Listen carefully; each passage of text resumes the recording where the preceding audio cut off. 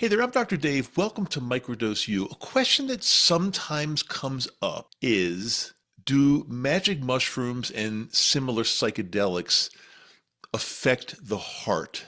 In particular, the heart valves and thickening of the heart wall. And I'll tell you why this question comes up. There's been some, I don't know, I wouldn't even call them studies really, but some light research or some anecdotal research or studies that say that since magic mushrooms, and we'll include LSD in that, since they act on the serotonin receptor, which is called the 5-HT2B. Now, you don't have to memorize the name of that. It doesn't matter what the name is, but it's a receptor where the magic mushrooms or psilocybin, or I guess psilocin and LSD attach to become effective. And while these drugs do act on that receptor, there's no real solid evidence that they cause heart valve problems or structural heart changes. And of course, it's worrisome because if there's a possibility of heart problems by even microdosing these substances, I mean,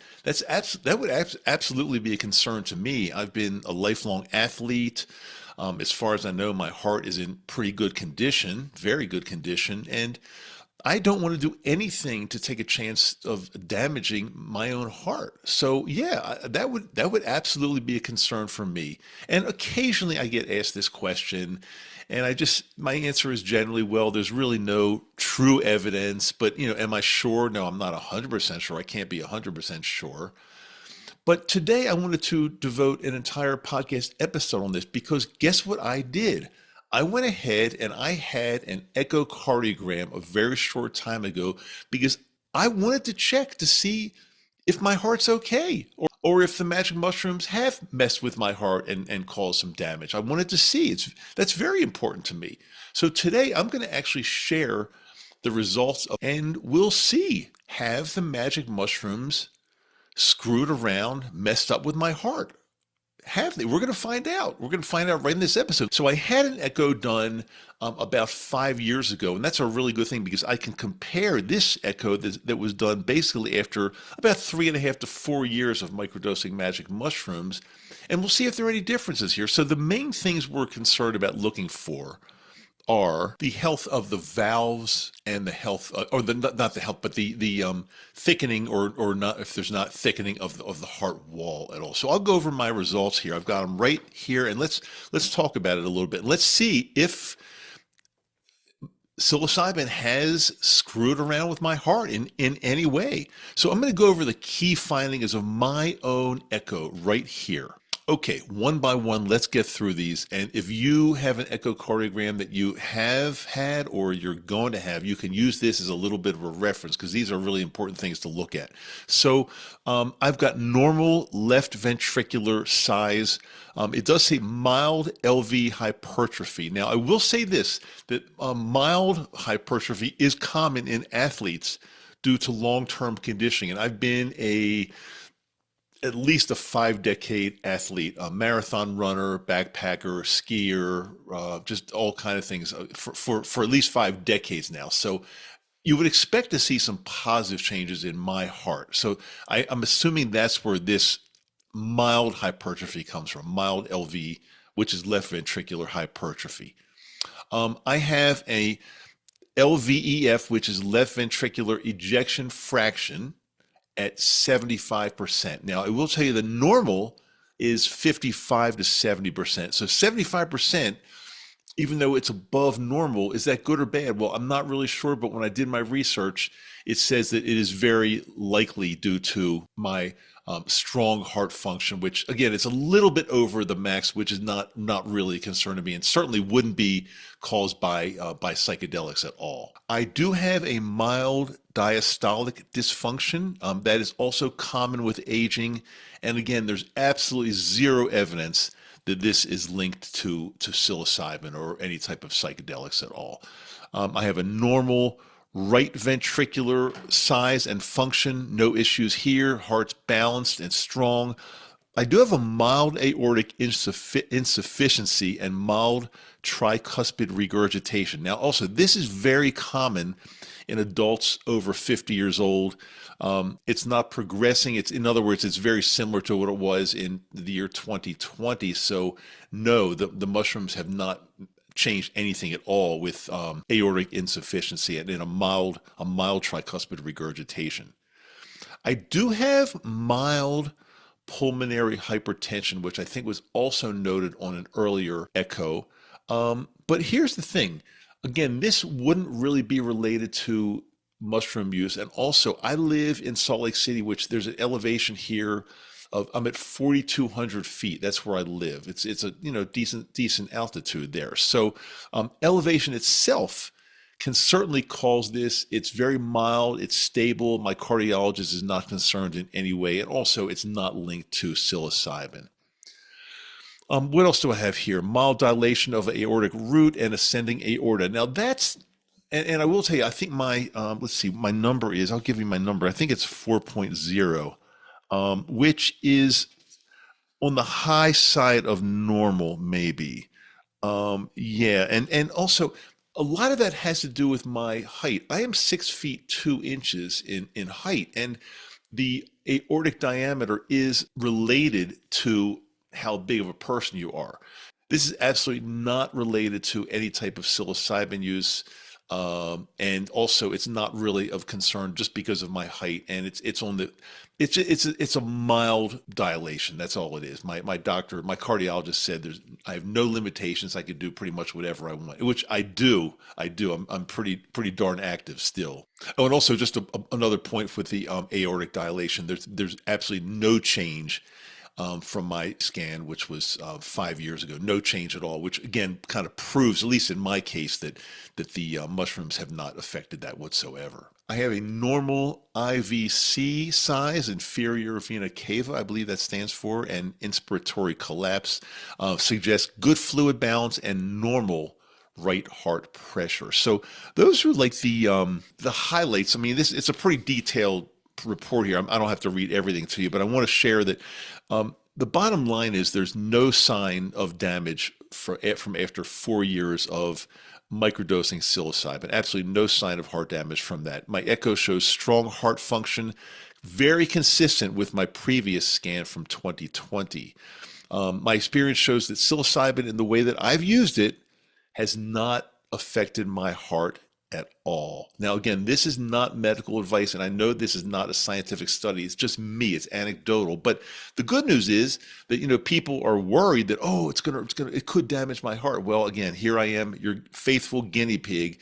After 4 years of microdosing magic mushrooms, it has not done anything in a bad way to my heart whatsoever. So that's really, really good news. I've got a couple things from some comments on YouTube and podcast episodes that I want to share with you, and I'll answer some questions, at least one question that I can think of right now. But I do want to remind you that we have a brand new episode that comes out every Wednesday. Every Wednesday, brand new episode, YouTube, Spotify, Apple Podcasts, basically wherever you receive your podcast, you're going to find Microdose U. And make sure you check out the show notes in every episode. I've whittled it down to give you just the absolute most important information in all the show notes, and my website, microdoseu.com. It's microdose with the letter U on the end of it. Hopefully you've been there, but if you've never seen it, check it out. It's got some really good information there. Now, let me go ahead and answer a question that was posed to me on YouTube just a couple days ago, actually. Let me see if I can find this. Okay, it's from Mohanad Almadi. Hope I didn't botch the pronunciation too bad there, my friend.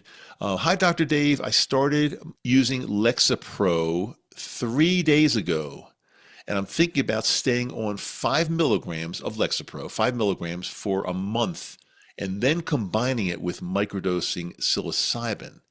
Would you recommend this approach, or is there anything I should consider before trying it? When you say trying it, I'm assuming you mean trying psilocybin. Thanks for your input.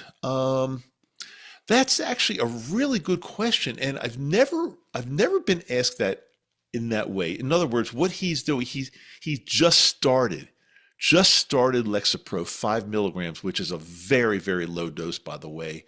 And those of you that have been on Lexapro or any type of SSRI know that it likely takes at least a couple weeks. Once you start it, it takes a couple weeks at least before you can feel anything, any change, any effect, any positive effect at all. So he's asking me. He just started Lexapro, and now he wants to use magic mushrooms and try that for anxiety or depression. Um, wow, it's so if you start both at the same time, which this would be actually what's happening because again, the Lexapro is not really taken effect yet. So if you start both of these at exactly the same time, you're not going to know what's working and what's not working. Is it if you start feeling better, which you probably will, is it the effect of the Lexapro, the low dose Lexapro, or is it going to be the psilocybin? So again, I don't want to be giving medical advice, especially since this is a prescription pharmaceutical, and I'm sure you're working with your doctor on this. So I don't want to give medical advice on this. However, if it were me and I hadn't started Lexapro yet, which is essentially what's going on here, again, because it takes a couple weeks. So if I hadn't started Lexapro, I would probably not start with Lexapro. Probably start with microdosing psilocybin and see how that works.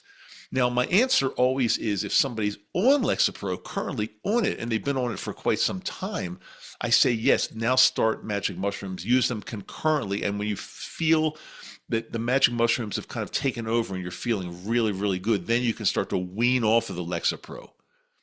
But in this case, it's a little bit different because, again, it hasn't started working yet. So again, if I'm saying if it were me, I'm not telling you what to do. If it were me, I would not start the Lexapro. I would start with magic mushrooms and see how that goes. And you can always go to Lexapro if you want to. I mean, again, it's a low dose. You can always try that, but that's what I would do. I hope this helps. Also, a short time ago, I got another comment which was kind of incredible. Also, again from YouTube. I won't give the name here on this one, but she said, Dr. Dave, thank you so much for your podcast. I really love it. I've learned a lot, and you probably don't even realize that you likely saved my life. Wow, when I read that, it gave me the chills kind of, but it made me feel, I think the chills in a really good way. I mean, I likely saved somebody's life through my podcast. That's that's really powerful to me. That's what this is all about. I used to say all the time, if I help one person, then I've done my job. Well, we just had proof that not only did I help one person, but I likely saved a life. Wow.